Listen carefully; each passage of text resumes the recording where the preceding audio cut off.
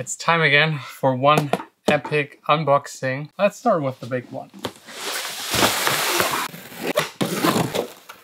We got here an audio interface by Fluid Audio, monitor controller and interface in one. This one is not for me, that's for you.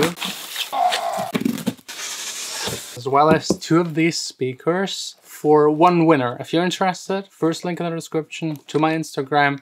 Check it out, participate, you'll have a chance to win. We're doing this every Friday to just give back to the community, especially during these times, virus crisis still going on. Music industry is like crippled, but I hope this will make at least one person really happy. And then there's more stuff for me. This one right here, very interesting, but not today, because if I unbox this, I'm not going to work for the rest of the day and just play around with it. And then some bits and pieces for the studio construction. These right here are for that door. Scissor for the fabric that should arrive on Monday. On Monday, full studio construction. If you're interested, just tune in. And screws. A lot of screws. But yeah, that's the unboxing. Let's get to the interesting part. Checking out studios. I asked you a week ago to send me photos of your studios. Today I'll react to your studios, give you tips and tricks, how to improve them maybe, and just in general watch some gear porn. Can't help but take it farther. I'm breathing underwater.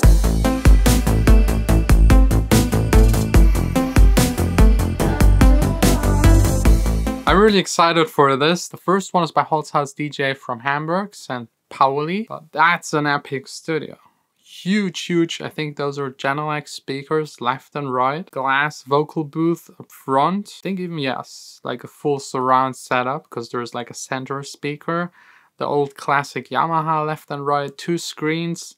A lot of like, what is it? The Avid control stuff, like the faders motorized like into the table. I love that. The next one by the Feli, I like it. Like clean setup. The picture is a little dark, but a huge widescreen, 2 speakers left and right, a mic with a shield around it. That's all you need to get going. The next one, Ramor NFL, also from Germany. This is nice, like a living room style home studio. Acoustic treatment in the front and the corners, a little at least. I see some black foam. Yeah, it's not the best. It's most of the times better than nothing to reduce the echo. But if you want to get like all of the frequencies covered, you need at least like 10-20 centimeters of absorbing material to also cover the lower frequencies. I like the desk, like one underneath the other, so you can like pull one of them out. Guitar, there's like one tip: get rid of your acoustic guitars. They are resonating hardcore. I made an entire video about it, how much acoustic guitars can actually change the sound in your room. Either dampen the strings or just get them out of the room. The next one by Michael, Boga Music. Also nice, cozy carpet, nice lights, acoustic treatment. A window, early reflection, that's like usually something you want to avoid, but sometimes you can't. I also have here windows left and right, but I fully covered them. Keyboard, synthesizers, a nice selection. Like, I love that. That's good amount of analog stuff. Covers everything you need. I'm a little jealous. I also want a little more outboard stuff and synthesizers. I used to have a lot, but I also really didn't use them that much. But I'll try to give it another chance, because like turning the knobs can be quite creative. Next up, ooh. Is that a view, a window, or a picture? I can't really tell by this one right here, but if it's the view of the studio, it's epic. Speakers on stands, a little too high. I mean, I don't know the room. Sometimes putting them higher makes a better sound, or higher and angle them, but you want to make sure that the center of the speaker, and for most two-way speakers, the center is the tweeter on ear level. For 3-4-way speakers, the center is usually between the mid woofer and the top woofer. You want to make sure that that's on ear level. So lower them a little and you'll have definitely better, more direct sound. Because at the moment it goes above his head and more of the bass is reaching him. Ooh, this one is also really epic. I love the shot, I love the equipment, very clean, all white kind of look, huge screen, That's always good to have like a lot of real estate. Speakers, 2 pairs left and right. A Mac Mini is driving the entire thing. Ooh, music by Enrico from Goa. This is a very, very, very minimal setup. Exactly as minimal as the one that I started with. So whenever you don't have the money, don't have the funds to afford any kind of equipment, don't worry. Make the best music possible with what you have. Try, get it out there, release it, build up a small fan base, get maybe some gigs, sell music, ghost produce, record for other people, and work your way up. You will eventually get to a place where you can afford all of these things. It just takes a little bit of time and a whole lot of effort. The more you put into it, the more you'll get out of it. And never ever think that not having the money, not having the equipment will restrict you in any way. It just doesn't. Ooh, here we got like someone showcasing the build of his studio. Sine Music.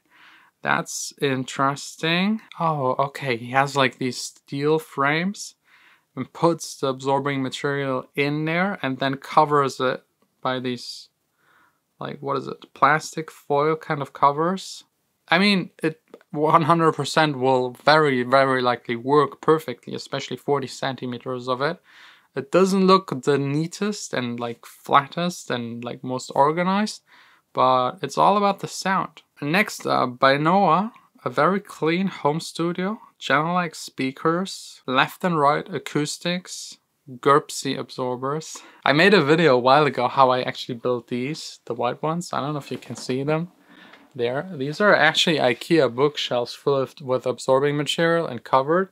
That's the cheapest way to build highly effective absorbers. I'll link that video down below. It looks quite alright and they're transportable, and like for 30 bucks, one of them, and they're way more effective than anything you can buy. Very nice. A lot of gear, left and right, U-shaped all around you, like a whole control room full of gear. I actually love that like self-built, what is it, Ableton push controller stand that you can move around. That's very creative, that's very smart.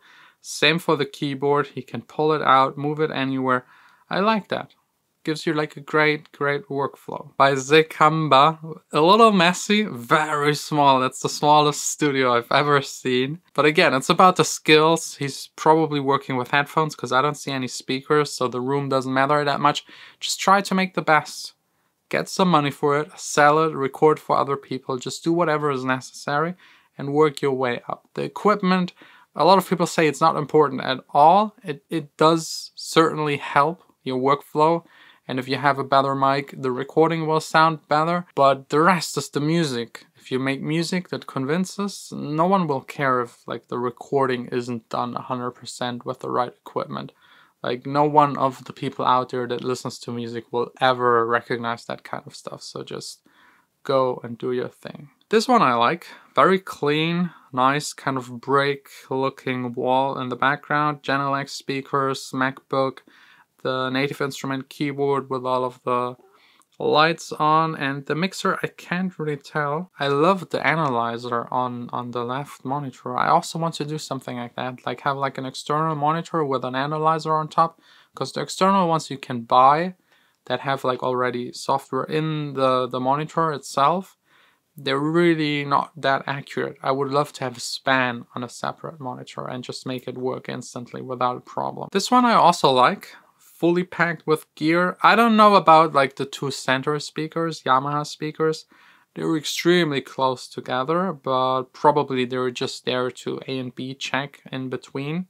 We got a lot of outboard gear, compressors, really nice stuff, a patch bay, and the 2 screens. I think those are the Rain touchscreen screens. I'm not sure if they are, but it looks like it. They're really cool. I was thinking about it, like getting 2 of them and like just touchscreen work, but I don't know if I like the touchscreen workflow. It's probably fun for a week or 2, but I don't know if I want to move my arms the entire day. I'm a music producer, like the movement I do every day is just like moving the mouse or the trackpad, that's it. And the last one by Viero, it's cool, LEDs, also here a screen that is angled, so maybe also touchscreen.